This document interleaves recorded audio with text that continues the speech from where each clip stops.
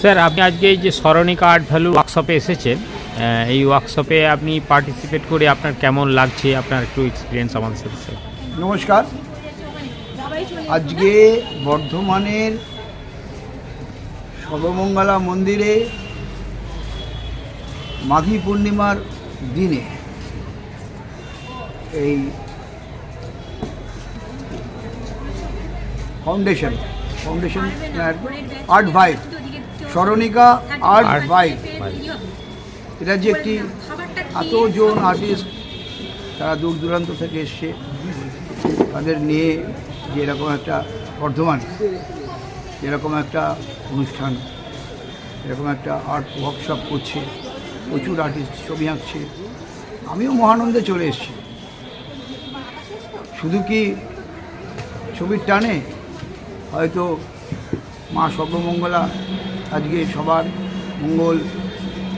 মঙ্গলের তিনি আশীর্বাদ দিয়ে আমাদের সুস্থ রাখবেন, সবাই সুস্থ থাকবেন এবং এই ওয়ার্কশপ যাতে আরও আগের বছরেও সামনের দিনগুলোতে আরও সুষ্ঠুভাবে পরিচালিত হয়, সেই আশীর্বাদ আমি মায়ের কাছ থেকে চেয়ে নিচ্ছি। আজকে সবাইকে বর্ধমানের এবং এখানে সমস্ত আগত আর্টিস্টে আমার শুভেচ্ছা রইল, মঙ্গল কামনা রইল। তোমরা সুস্থ থাকো, মা তাদের সুস্থ রাখো, ভালো ছবি আঁকো আর একটা ভালো প্রাণবন্ত মানুষ হয়ে গড়ে ওঠো। মায়ের কাছে এর থেকে বেশি আমি কিছু চাই না, আর কারোর জন্য চাইতেও পারি।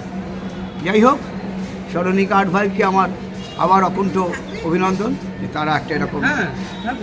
আপনি এই বয়সে এখনও এই যে ছবি আঁকা নিয়ে এই একটা ওয়ার্কশপে অংশগ্রহণ করেছেন উদ্যম নিয়ে, সেই মানে এই উদ্যমটা আপনি কীরকমভাবে নিচ্ছেন বা কীরকমভাবে? আমি তো উদ্যমটা গায়ে মেখে নিচ্ছি, সারা গায়ে, সারা শরীরে, আপাদ মস্তক।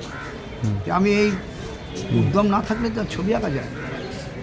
যে কোনো ক্রিয়েটিভ, যে কোনো কাজের পেছনে একটা উদ্যম লাগে। তুমি যে এত দূর থেকে এসছো একটা ইয়ে নিয়ে, তো তুমি তো নিজের উদ্যমে এসছো যেটা কি হচ্ছে দেখার জন্য। আমিও দেখতে এসছি যে আমি কি জানি না সেটা শিখতে এসছি। যা জেনে গেছি তা তো শেখা যায় না, জানি না বলেই আমি এখানে এসেছি যে আমি কি জানি না। আমি এসে দেখছি যে আমি কিছুই জানি না, শিখছি সব। ঠিক আছে, রাখছি, তোমরা ভালো থাকো। আমার নাম প্রবাল চন্দ্র বড়াল, যত্রতত্র বাস। বুঝলে? কোথা থেকে আসছেন আপনি স্যার? আমি এসেছি চুঁচুড়ো থেকে। নমস্কার তোমাদের সকলকে। দাদা, কোথায় এসেছেন এবং কী জন্য? নমস্কার, আমি নন্দন কুমার দত্ত। আমি শ্যামনগর উত্তর 24 পরগনা থেকে এসেছি। তা এইখানেই প্রথম, এবারে এখানে এই অনুষ্ঠানে প্রথম আসলাম।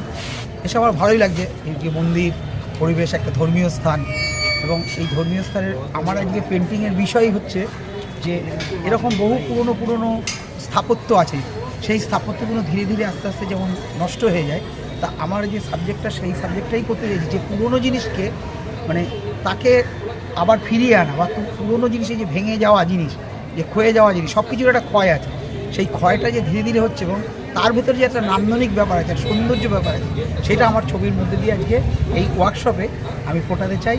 আমি অ্যাক্রিলিকে স্প্যাচুলারই বেশি কাজ করি, বিভিন্ন ধরনের কাজ করি। আমি 86-এর রবীন্দ্র ভারতীর দিকে পাশ করে দিই পেন্টিং নিয়ে।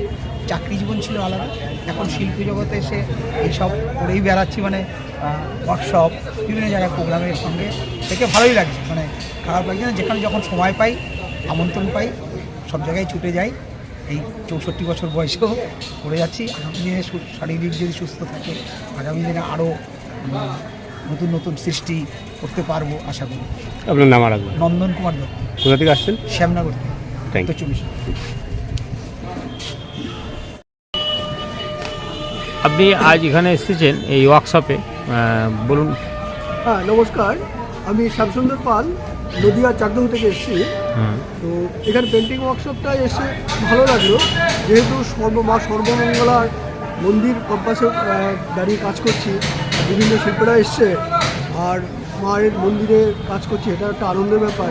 আমিও মাকে নিয়ে মেনলি ছবি আঁকছি, যে মা এখানে প্রসাধনরত অবস্থায় আছেন, ঠিক সেইভাবে আমি একটা কাজ করছি। এখানে পরিবেশ ভালোই লাগছে এবং এগুলো আমার একবার বলুন আপনার নামটা, আমার নাম শ্যামসুন্দর পাল, কোথেকে এসছেন? নদিয়া চাকদহ।